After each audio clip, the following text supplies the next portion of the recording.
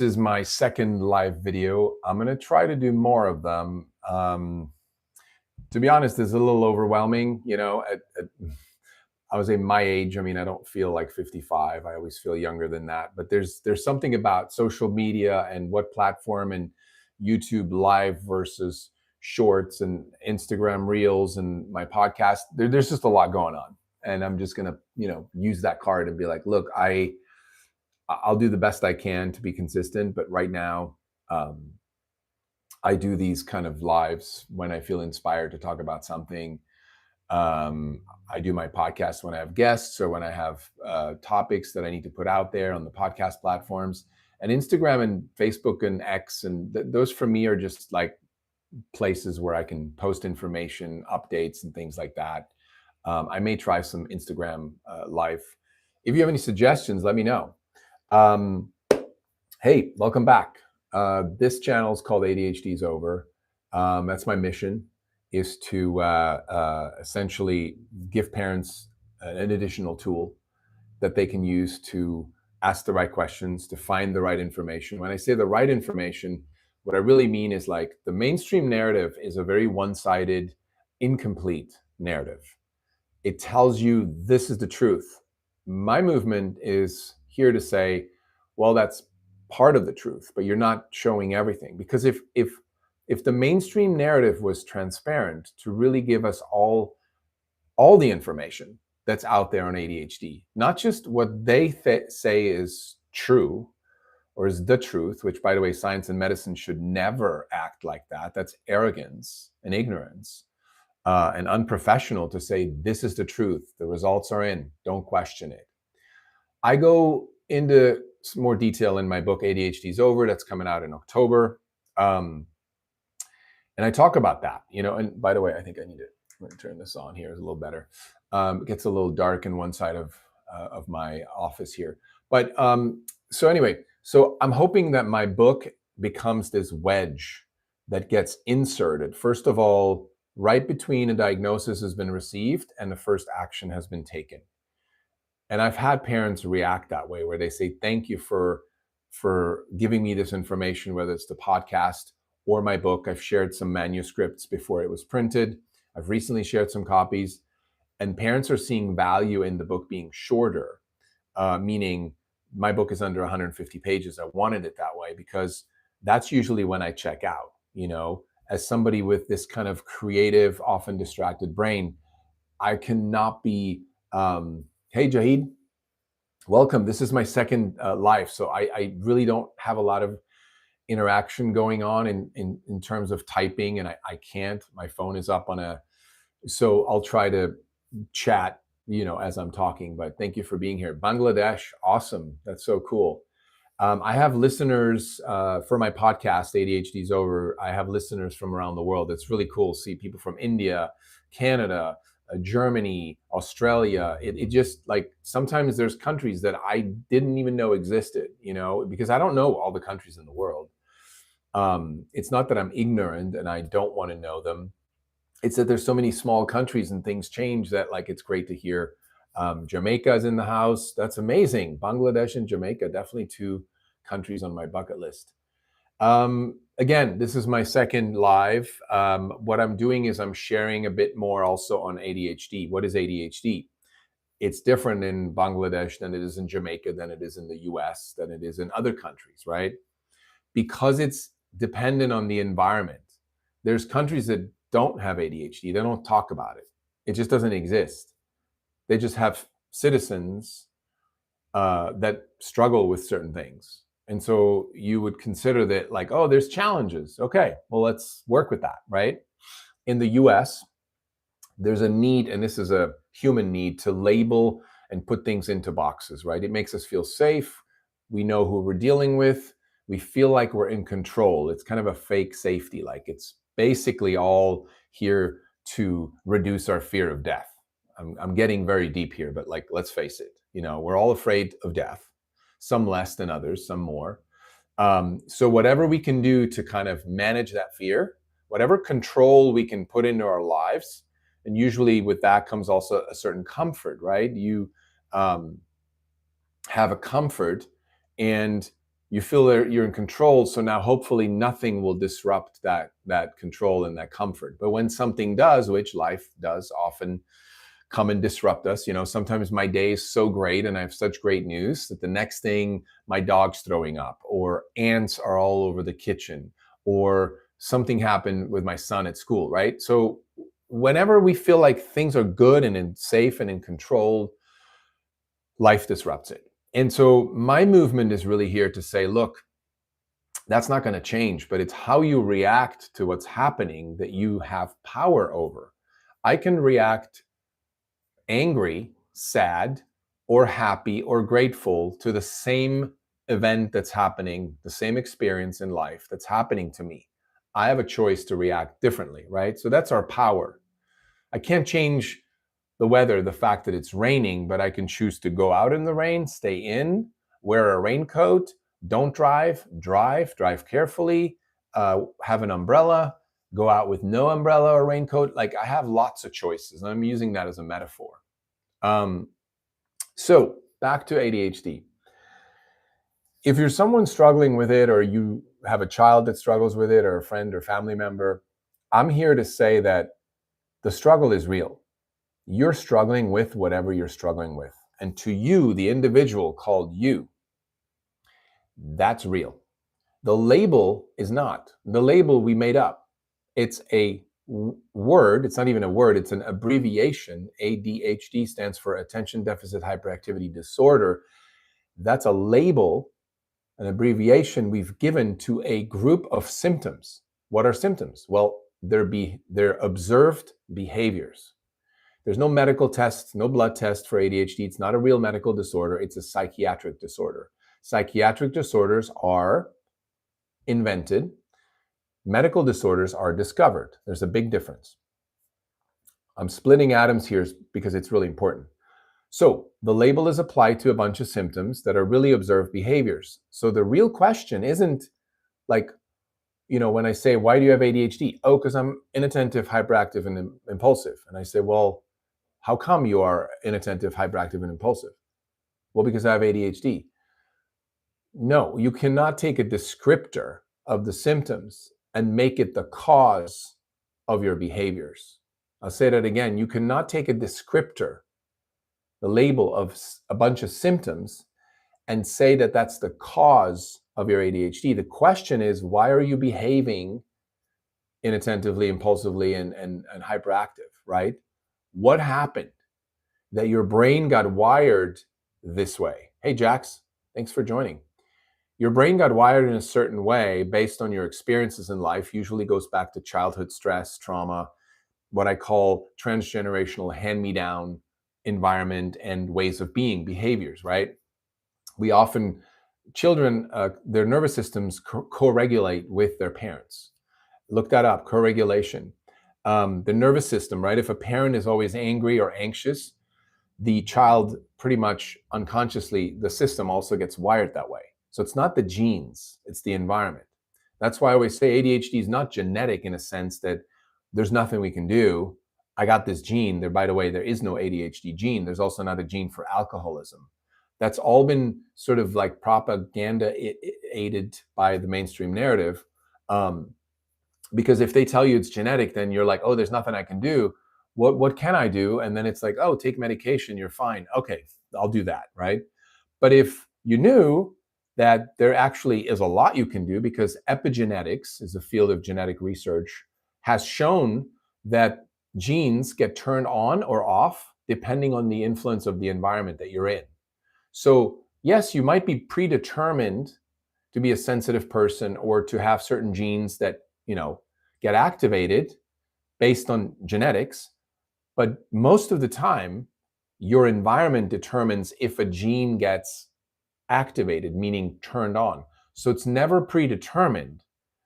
It can be predisposed. You may be exposed in that environment to pick something up that your family dealt with, but you're not predetermined, meaning it's not guaranteed that you will be that way. So that gives us a lot of power. And by the way, I looked this up, and also in my new book, ADHD is Over, it's coming out in October. Thank you for the love. Appreciate you guys. And also, if you're here and you're like, what are you talking about? This is nonsense. I also appreciate you being here, right? We're all checking it out. But this movement, ADHD is over, is really for what I call conscious parents and aware individuals who are intuitively feeling like through their resonance, right? In your gut feeling, you're like, yeah, I always thought like there's more to this narrative called ADHD. I always thought there's more than meets the eye. What is meets the eye? Well, it's like Google, the first few search pages of search results of Google, right? Now it's ChatGPT, whatever you use, Grok, Gemini, and so forth. So if we just stay on the surface, and thank God for AI, because with AI, you can actually have a conversation where the incomplete narrative can come to the surface, where you can say, well, okay, I've heard that ADHD is not really genetic. Can you tell me more about that, right? Do that. I've heard that medications for ADHD are not the only effective solution. What else is there, right? We can do that now. But when we just had Google before AI, the first two search results pages of Google kind of gave you just the same type of narrative. And so I had to dig deeper. For 10 years, I've been interviewing experts on my podcast. I've been reading countless books on ADHD, education, mental health, neuroscience, and so forth. And the picture is becoming clearer to me. And again, I'm here to say it's not a disorder. It's a coping mechanism. And what are we coping with, right? What are we trying to escape when we can't be here now? Why do we want to be over there then when that shiny thing is happening? Or why do I need something else other than this uncomfortable moment that makes me feel unsafe? Thank you for the hearts, guys. Appreciate that. And again, this is my second live, so I don't know what's happening. I know there's some comments of people. My birthday is April 20th, which I think is Easter. Well, that is good to know. Happy birthday on April the 20th next year, 420. Easter. Anyway, so I don't want to get too lost in this. I don't want to make this too long. I'm just here to say that, look, if you have ADHD or have said to have this disorder, or you've had a diagnosis, or you have a child with a diagnosis, then because the lives are boring, their lives, not your life. I'm assuming you're referring to because lives are boring and people with ADHD need to check out. Again, I'll say this to that when boring is an interpretation of life, right? Boring could be slow or something I'm not interested in. Like a lot of times my boys tell me like school is boring. And even though I want to tell them like, well, don't say that, sit down, get a good education, right? So let me read this. Basically what I'm saying is, how many people do you think are actually living boring lives, therefore they're easily distracted, or is actually having a diagnosis? Love this, Sam. I am green eggs and ham. Love it. Great question. And my answer would be, a lot of people are living lives that are not aligned with who they are. So yes. So when we say boring, it's just that they're not into what they're doing. Because when I'm into what I'm doing, you cannot distract me. Like when I'm doing this, or I'm doing my podcast, or I was writing on my book, I was like laser focused. And we've heard this before, right? Hyper focus. It's a very good point. There's that video from, I think, Florida University, that the kid's sitting down and he's doing math, and you see him spinning the chair all the whole time, and he just can't sit still looking at the screen when he has to do math. But then the same kid in front of the same screen watching a movie, Star Wars, I believe, pretty much sits still in the same swivel chair, doesn't move, right, for a long period of time. And this is in fast forward. You've probably seen it. It's two videos side by side. And so the experts go, oh, well, that's because he's doing something he loves, and life isn't going to always be that. So that's to your point, Sam. I am green hex and M. Let me just make sure I didn't miss. Dude, I can literally sit there for like 10 hours doing something and not even realize it. Yep. You were diagnosed with ADHD and ADHD. It's bullshit. Yeah. And look, I often don't say it's bullshit because people get very reactive. But I agree with you. I mean, if you ask me, is it bullshit? I would say it is bullshit because it smells like shit, meaning there's so much pretense that this is a medical disorder, and there's not a lot of science and evidence for it. They're trying hard. But by the way, look out for my book, ADHD is Over. I'll announce it when it's officially out. But it's 150 pages, very thin, And I go into all the details on why it's not a medical disorder, why it's not a lifelong sentence, why it's not actually a thing. People say, I have ADHD.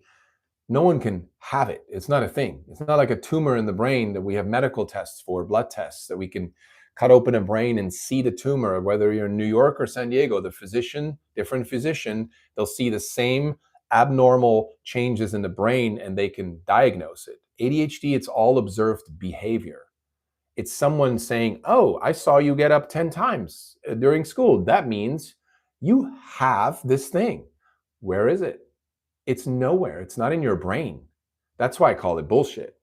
Because it's actually, and I love Dr. Thomas Zass. He's gone now, Hungarian American psychiatrist, said that medical disorders are discovered.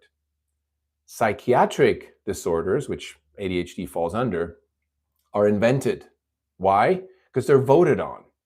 There's literally 8 to 15 experts that have defined the DSM. They vote on what is a disorder and what is not, and what are the symptoms. And the symptoms have increased. So you have a tiny net that used to catch a few people that were like ADHD. Now the net is so wide. Now there's millions of people and they're self-diagnosing online and all that stuff. So I'm with you on this. Look, the subtitle of my book is The Struggle is Real, the Label is Not.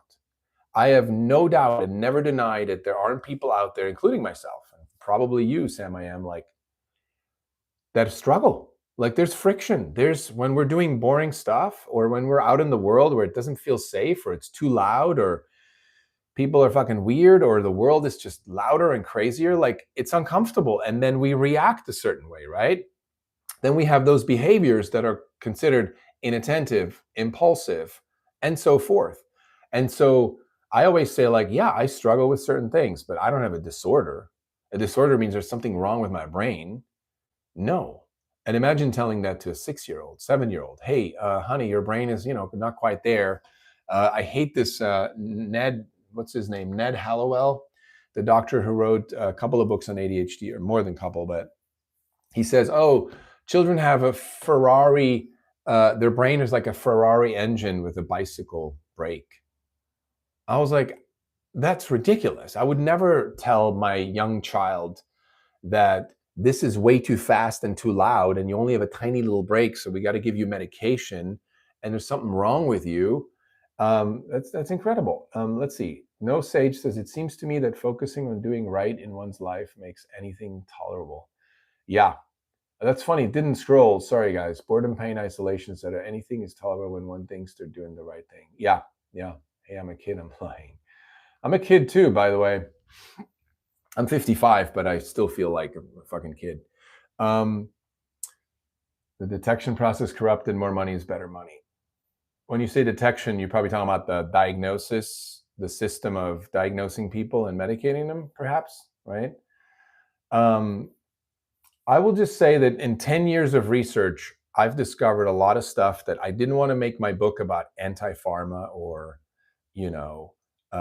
go after certain people. I've had some thinly veiled threats from ADHD experts trying to classify me as misinformation or conspiracy theorist and all. And look, I love the term conspiracy theory because you have to start out in a way with a theory or a conspiracy to go like, what's up with all these experts, these ADHD experts that are at the top level that all have financial ties to the pharmaceutical industry?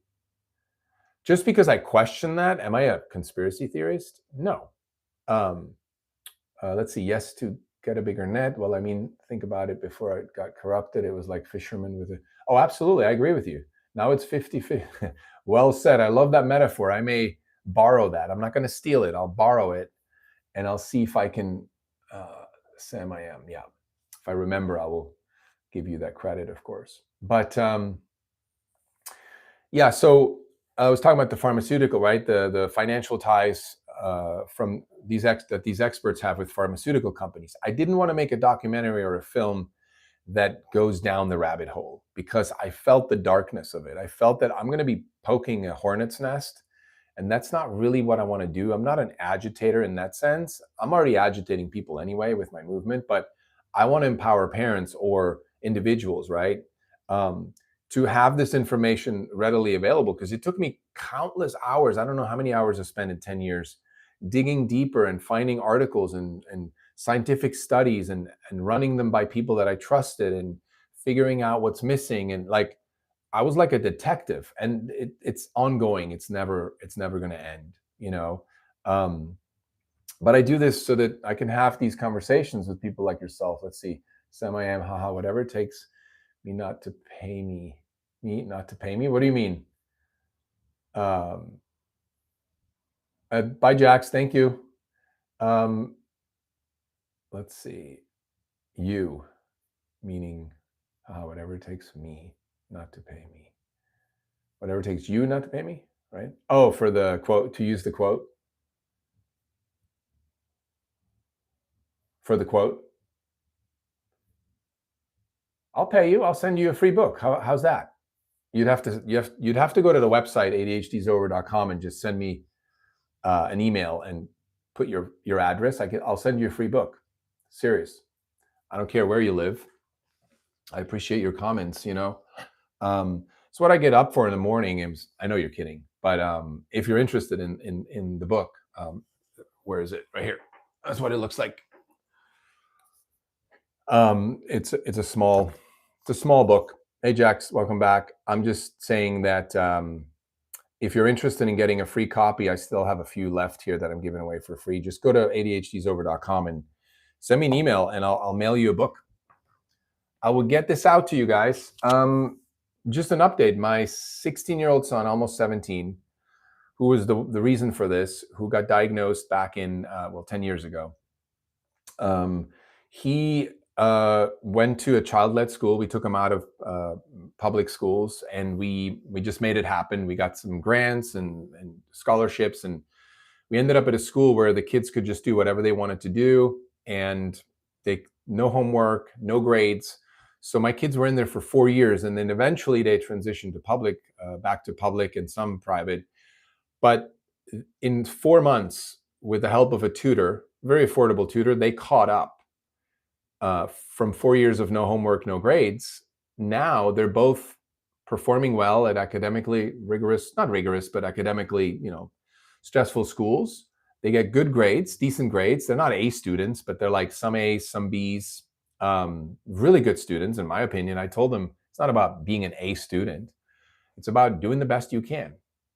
And so my oldest, Kai, who this book is based on, he now is in Ecuador with his mother. He's doing a year of high school there.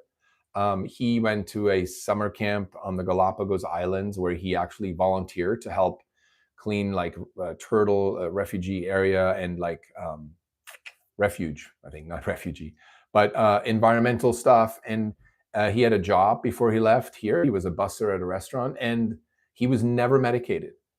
We just allowed him to kind of move through these phases and like struggle sometimes really hard and then sometimes thrive, and that's life. And now he sort of found this, like I talked to him yesterday, and he's a very grounded 16-year-old, very calm, he's very intelligent, very creative, he knows what he wants.